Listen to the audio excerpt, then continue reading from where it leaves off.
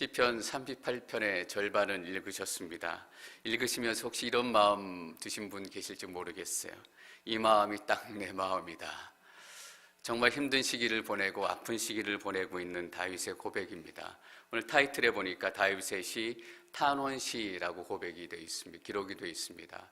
탄원시는 탄원하는 시다라는 의미입니다. 하나님께 간청하고 하나님께 도움을 구하고 하나님 나 좀 봐주십시오라고 하나님 앞에 소리 높여 부르짖는 그런 시입니다.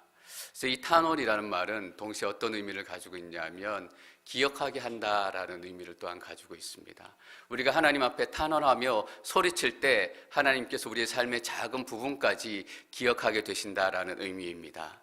여러분 하나님 앞에 소리치며 기도하시고 또 한숨 가운데도 하나님을 부르시기를 바랍니다. 하나님께서 우리의 작은 삶의 한 자락이라도 기억하시고 하나님의 선한 길로 인도해 주십니다. 1절 말씀 저희가 함께 읽습니다. 1절 시작. 여호와여 진노해 나를 꾸짖지 마시고 주의 분노로 나를 책망하지 마소서. 오 여호와여 라고 1절 말씀이 시작되고 있습니다. 38편 말씀은 그야말로 시편 한 편 전체가 기도문입니다. 다윗이 기도했던 그 기도문 그대로 기록한 것이 38편 말씀입니다. 그래서 1절에도 오 여호와여 라고 시작하지만 22절 제일 마지막에도 여호와여 라는 하나님을 향한 외침을 기록을 하고 있습니다. 여기서 다윗이 경험하고 있는 고통은 크게 세 가지 고통입니다. 몸이 너무너무 아픈 것 같아요. 어떤 부분이 어떻게 아픈지 모르겠지만 뼈도 으스러지고 허리를 필 수 없을 정도로 몸이 극심한 질병과 고통 가운데 있습니다. 그리고 또 하나 더 심한 고통은 뭐냐면 후반부에 가보면 이 상처와 고통들 때문에 자기와 친하게 지냈던 친구들이 나를 떠나게 됩니다. 마치 욥이 어려움에 당하게 되지 아픔 가운데 그 어려움을 겪게 되니까 친구들이 다 떠났던 것처럼 그래서 욥의 아내가 심지어 이런 얘기까지 하잖아요. 그 알량한 믿음 지키려고 그러냐? 하나님 저주하고 차라리 죽어버려라. 굉장히 다윗이 외로운 상황입니다. 몸도 아프고 힘든 상황인데 친구들도 떠나가고 거기에 설상가상으로 자기를 공격하려고 했던 악한 사람들은 이때가 기회다라고 다윗을 무너뜨리려고 하고 있는 그런 상황입니다. 다윗이 그 상황 가운데서 오 여호와여 라고 부르짖습니다. 여호와여 라고 부르짖고 난 다음에 진노에 나를 꾸짖지 마시고 분노로 나를 책망하지 마소서. 꾸짖는다, 책망한다라는 것은 마치 선생님이 학생을 가르칠 때처럼 뭔가 잘못이 있어서 지적하고 책망한다라는 얘기입니다. 이 책망을 앞두고 다윗이 하나님께 저를 책망하지 마시고 제게 분노하지 마시고 그렇게 구하고 있습니다. 여러분 신앙생활할 때 때때로 염치가 없어야 된다라는 걸 알고 계십니까? 너 저번에 그렇게 기도해놓고 눈물 콧물 다 짜고 기도하고 내가 거룩하게 살겠습니다 하고 나가더니 꼬락선이 좋다. 오늘 와갖고 또 그렇게 기도하냐? 예, 그래도 우리가 또 그렇게 기도해야 합니다. 내가 저번에 기도했는데 그대로 살지 못했지만 또 다시 돌아와서 하나님 내가 염치 없이 하나님 앞에 다시 왔습니다. 염치 없이 하나님 앞에 똑같은 기도를 드리겠습니다 라고 기도하는 것입니다. 여러분 믿음이란 것이 굉장한 일을 이루는 것이 믿음이 아니라 그런 상황 가운데서도 또 돌아오고 같은 기도 제목 가지고 또 하나님 앞에 엎드릴 수 있는 것이 진짜 믿음입니다. 너 왜 숙제 안 해왔어? 선생님 딱 한 번만 봐주세요. 이번만 봐주시면 제가 숙제 해올게요. 근데 다음에 되니까 또 안 해왔어요. 근데 염치도 없이 하나님 또 한 번만 봐주세요 이렇게 얘기하는 거예요. 얼마나 염치 없는 얘기예요. 시편이 150편으로 구성이 되어 있는데 그중에 참회시라고 구분되는 시편들이 있습니다. 7대 참회시라고 되어 있는데 참회라는 말은 죄를 고백한다라는 의미 아닙니까? 7개 대표적인 참회시가 있습니다. 6편, 38편, 32편, 140편, 130편 이렇게 해서 7개의 참회시가 있는데 그중에 5개가 다윗이 쓴 겁니다. 오늘 하나님 앞에 여호와여 진노하지 마시고 분노하지 마십시오라고 처음 외치는 것 같지만 다윗의 참회시가 5편이나 되는 거 보면 맨날 그렇게 살았다라는 얘기예요. 하나님 용서해 주십시오. 내가 밧세바에게 죄를 지었기 때문에 용서해 주시면 다시 하나님 앞에 죄 지지 않겠습니다 라고 기도해 놓고 가고 또 얼마 있다가 죄를 짓고 와서 또 하나님 앞에 분노하지 마시고 나를 꾸짖지 마십시오 라고 기도하고 있다라는 거예요.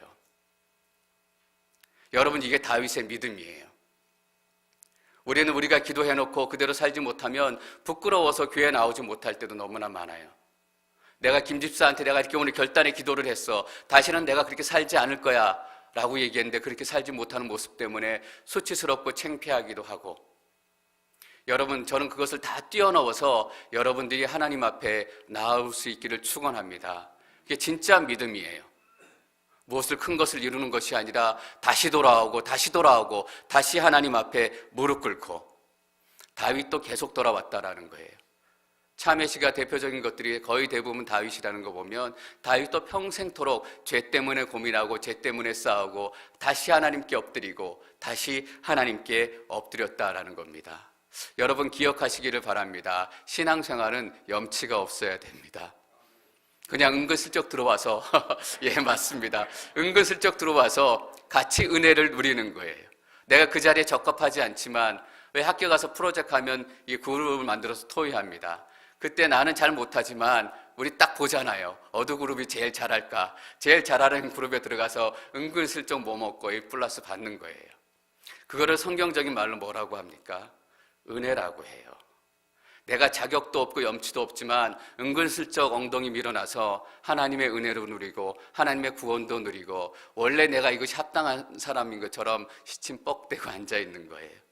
다윗이 오늘 처음 기도하는 것처럼 하나님께 기도해요. 여호와여 진노해 나를 꾸짖지 마시고 주의 분노로 나를 책망하지 마소서. 하나님께서 다시 돌아왔다라고 해서 실망하셨을까요? 아니에요. 지난주 수요일 날 하나님께서는 우리를 절대로 실망하지 않는다라고 말씀드렸어요. 이유를 말씀 안 드렸잖아요. 왠지 아세요? 원래 우리 바닥을 다 아시기 때문이에요. 우리의 밑바닥을 다 아시기 때문에 우리가 더 실망할, 우리를 보고 더 실망할 그런 상황이 없으신 거예요. 내가 너 그럴 줄 알았다. 너 원래 그런 놈이지. 다 알고 계셨기 때문에 새삼스럽게 하나님께서 실망하지 않는다라는 거예요.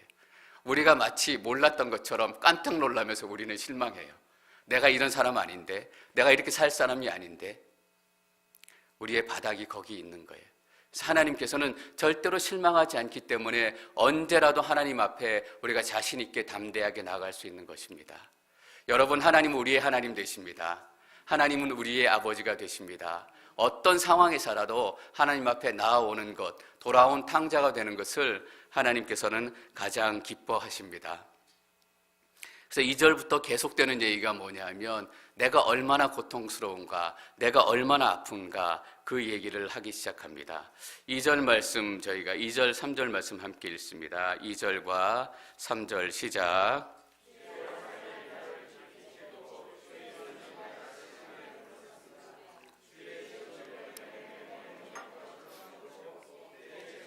내 뼈가 성하지 못합니다. 죄의 화살이 나를 깊이 찌르니까 마음이 아프고 양심이 아픈 거예요. 너 양심도 없이 교회 또 나왔냐? 여러분, 양심이 없어서 죄 짓고 또 나오는 것이 아니라 양심에 찔리기 때문에 교회 또 나오는 거예요. 양심이 있어서 하나님 앞에 나오는 거예요. 죄를 짓고 나니까 하나님께서 죄를 찌르고 주의 손이 나를 심하게 눌렀습니다. 고개도 제대로 못 들겠고 그냥 눌려서 살아가는 거예요. 3절에 이렇게 얘기합니다. 주의 진노 때문에 내 몸에 멀쩡한 곳이 없고 내 죄 때문에 내 뼈가 성하지 못합니다. 이때 다윗이 내 지금 어려움과 내 고통의 원인이 내 죄 때문이다 라고 결론을 내려요. 다윗 스스로가 이렇게 죄에 대한 결론을 내리는 거 보면 어떤 특별한 죄가 있었을 것 같아요. 고통이 어떤 사람은 죄 때문에 오기도 하고 어떤 사람은 이 땅에 살아가는 죄된 삶 때문에 할 수 없이 겪어야 되기도 하고 어떤 사람들은 사단의 계략 때문에 고통을 겪어야 하기도 해요. 그러나 어떤 이유든 간에 여러분 혹시 오해하지 마세요. 다윗이 죄 때문에 몸이 상했다라고 해서 우리의 모든 고통과 아픔이 죄 때문이다라는 의미는 아니에요. 지금 다윗이 자기의 고통을 그렇게 해석했다라는 의미입니다. 중요한 것은 뭐냐 하면 고통의 의미를 찾고 고통의 원인을 찾는 건 좋은데 거기서 머물러 있어서는 안 된다라는 것입니다. 정말 아프고 힘들고 어렵고 허리를 펼 수 없는 그 어려움조차에서도 그 고통 가운데 매여 있으면 아무것도 진행이 안 돼요. 다윗이 어떻게 그 삶을 진행시키는지 저희가 계속 나누도록 하겠습니다. 4절과 5절 말씀 읽습니다. 4절과 5절 시작. 죄들이 무거운 짐처럼 나를 짓눌러 내가 감당할 수 없습니다. 내 어림석음 때문에 내 상처가 골마 터져 악취가 납니다. 죄들이 너무 무거워서 이제는 내가 감당할 수 없게 된 거예요. 우리가 죄를 짓기 시작하면 거기서 멈추면 얼마나 좋겠습니까? 그러나 죄는 죄를 부르고 거짓말은 거짓말을 부르고 작은 죄는 더 큰 죄를 부르고 3살 버릇이 8까지 간다라는 말이 있습니다. 작은 죄는 절대 멈추지 않는다라는 의미입니다. 너무나 무거워진 죄. 혹시 술을 많이 보신 분들이 경험하셨을지 모르겠어요. 술을 먹게 되면 어느 순간부터는 술이 술을 먹는다라는 얘기를 해요. 죄에 빠지게 되면 어느 순간부터는 죄가 죄를 짓게 하고 죄가 우리의 삶을 주장하게 해요. 그렇게 되면 5절 이렇게 다윗이 고백합니다. 내 어리석음 때문에 내 상처가 골마 터져 악취가 납니다. 죄가 가득 찬 인생은 냄새나는 인생이 돼요. 악취가 나는 인생이 됩니다. 내 어리석음 때문에. 여러분, 시편에서 어리석다라는 말이 나오면 하나님을 모른다라는 의미입니다. 내 어리석음 때문에 라는 의미는 내가 하나님을 제대로 몰랐고 하나님을 제대로 따르지 않았기 때문에, 다시 말하면 하나님을 알지 못하는 인생은 냄새나는 인생이 된다라는 거예요. 우리가 냄새가 나고 좋지 않은 향기가 나면 좋은 향기를 내기 위해서 향수를 뿌려요. 우리 몸에 나는 냄새는 향수로 가리워지고 향수로 커버될 수 있어요. 그러나 죄 때문에 우리 인생 가운데 나는 악취와 냄새는 그 어떤 향수로도 커버될 수 없다라는 것을 우리가 기억해야 합니다. 죄에 빠져 있는 사람들 딱 보면 알잖아요. 죄에 찌든 인생들 우리가 딱 보면 알아요. 다윗 스스로를 그렇게 고백하고 있을 때라면 얼마나 본인이 깊은 죄에 빠져 있었을까. 6절과 7절 말씀 계속 읽습니다. 6절과 7절 시작. 내가 괴로워서 몸을 심히 구부린 채 하루 종일 신음하며 돌아다닙니다. 내 등이 지글지글 타는 것처럼 아프며 내 몸에 멀쩡한 곳이 없습니다. 8절 말씀 계속 읽습니다. 8절 힘이 없고 심히 상했으며 마음이 괴로워 신음합니다. 이렇게 고통스럽다라는 의미입니다. 다윗의 이만큼한 고통을 사실은 겪어보는 인생들이 많지 않을 거라 생각이 됩니다. 다윗이 이런 고통 가운데 만났던 진리가 있다면, 고백할 수 없는 고통 가운데서 깨달았던 하나님의 진리가 있다면 당연히 우리가 삶을 살아가고 우리 고통 가운데서도 큰 믿음의 귀한 인도자가 될 거라고 믿습니다. 저희가 9절 말씀 계속 읽습니다. 9절 시작. 내 한숨 소리를 주께 숨기지 않겠습니다. 오 여호와여, 내가 바라는 것이 다 주 앞에 있습니다. 어떤 의미입니까? 내가 내 구하는 것을 찾기 위해서 여기도 가보고 저기도 가보고 다 돌아다녀 봤지만, 다 돌아다녀 본 후에 내린 결론이 바로 이것이다라는 의미입니다. 내가 바라는 것이 다 주 앞에 있습니다.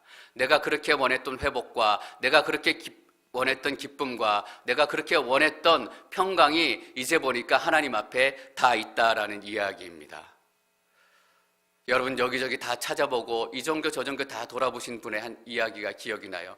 다 돌아봤는데 결국 교회에 오고 하나님을 만나게 되니까 하나님 앞에 진리가 있다라는 것입니다.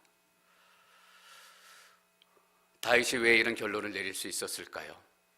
온갖 노력을 다 해봤다라는 의미입니다. 다 찾아보고 다 다녀보니까 하나님밖에 답이 없다. 우리가 누가복음 8장 43절 말씀 읽습니다. 누가복음 8장 43절 시작. 그 중에는 12년 동안 혈류병을 앓아온 여인이 있었는데 재산을 모두 써봤지만 그 어느 누구도 그 여인의 병을 고쳐줄 수 없었습니다.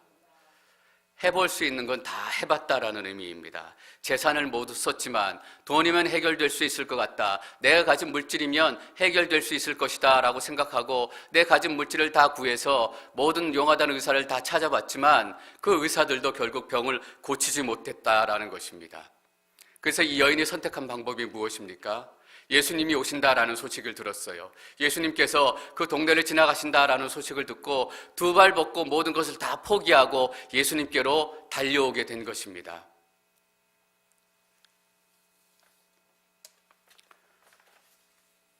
뼈가 상한 것이 없을 정도로 고통스러운 그 인생 가운데 다윗이 얻어낸 결론이 뭐냐면 하나님이 아니면 그 인생 가운데 답이 없다라는 것입니다.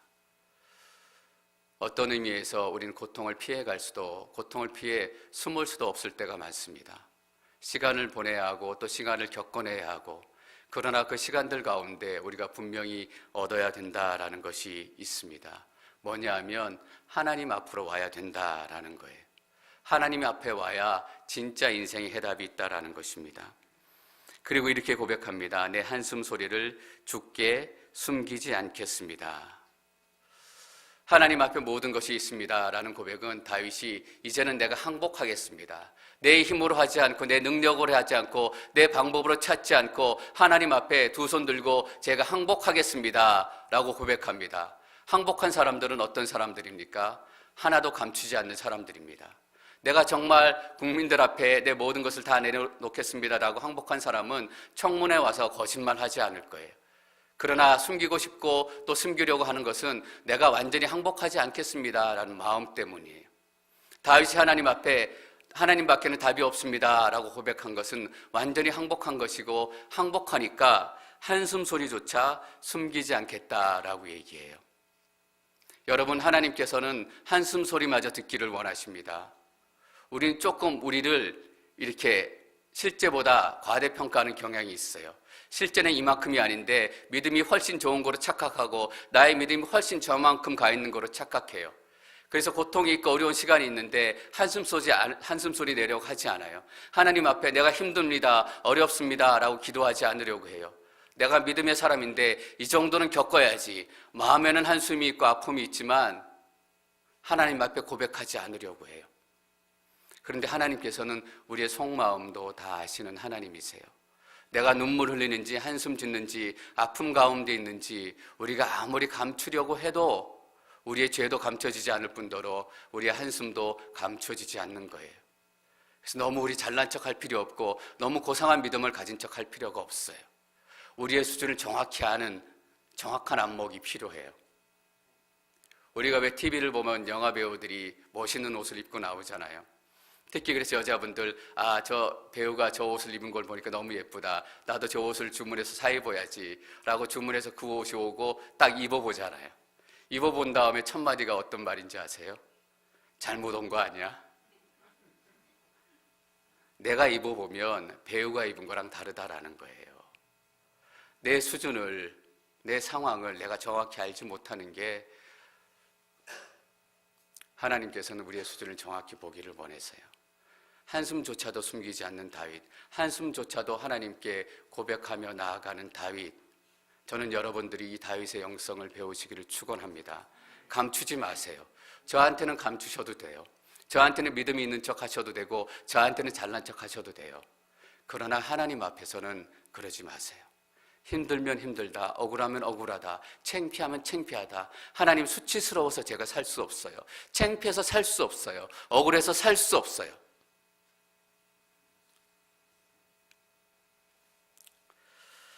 다윗은 한숨 소리를 주께 숨기지 않겠습니다 라고 얘기합니다. 다른 번역에 보니까 이렇게 번역을 했어요. 가슴을 다 열어서 보입니다. 우리는 가슴을 다 열어서 하나님 앞에 보여야 되는 사람입니다. 하나님께서 우리의 것을 보시고 우리의 것을 다 내려놓는 순간에 진짜 하나님께서 원하시는 일들이 시작이 됩니다. 자, 21절, 22절 말씀 함께 읽도록 하겠습니다. 21절, 22절 시작.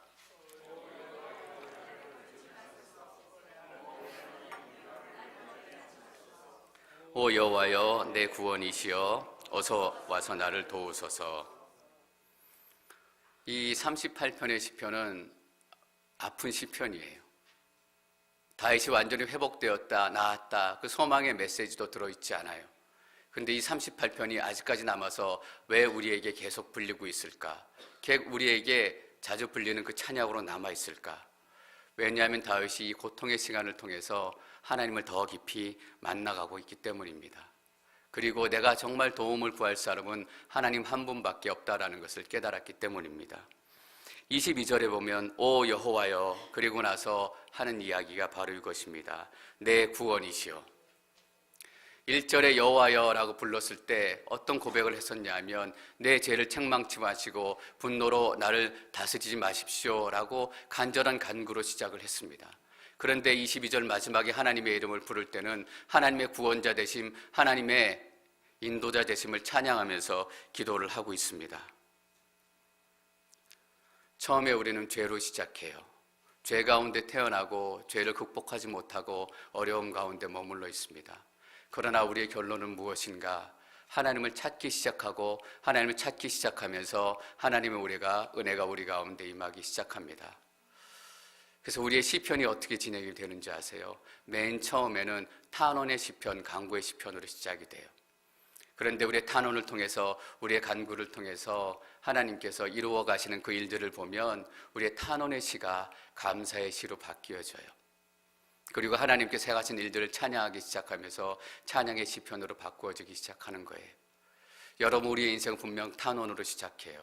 우리의 약함과 우리의 허물과 우리의 부족함들 때문에 가슴을 치고 아파하는 그 사건들의 연속입니다. 그러나 우리가 하나님 앞에 서게 되는 그 순간 하나님께서 조금씩 우리 인생 가운데 하나님의 일들을 시작하십니다. 그러면 우리는 하나님 앞에 감사의 찬양을 올려드리게 되는 것입니다. 가장 절망적인 순간이 여러분 가장 희망적인 순간이 된다라는 것을 아십니까? 다윗이 뼈가 다 허물어지고 다윗의 허리가 펼 수 없을 정도로 고통 가운데 있을 때 가장 큰 소망이 시작되기 시작하는 것입니다. 여러분, 하나님께서 우리 인생의 결론이 되십니다. 이렇게 말씀하시는 분이 계실지도 모르겠어요. 어떤 시편을 보든 어떤 말씀을 보든 너무 결론이 뻔한 거 아닙니까? 너무 결론이 하나님 아닙니까? 라고 말씀하실지도 모르겠어요. 여러분, 그러나 우리의 결론은 하나님이세요. 하나님 밖에는 소망이 없기에, 하나님 밖에는 우리를 구원하실 분이 없기에 저는 이 다윗이 고백했던 그 하나님을 여러분들이 더 깊이 만나시기를 축원합니다. 탄원으로 시작했던 우리의 삶이 감사의 찬양으로 또 하나님의 영광을 올려드리는 영광의 찬양으로 바뀌게 될 것임을 믿습니다.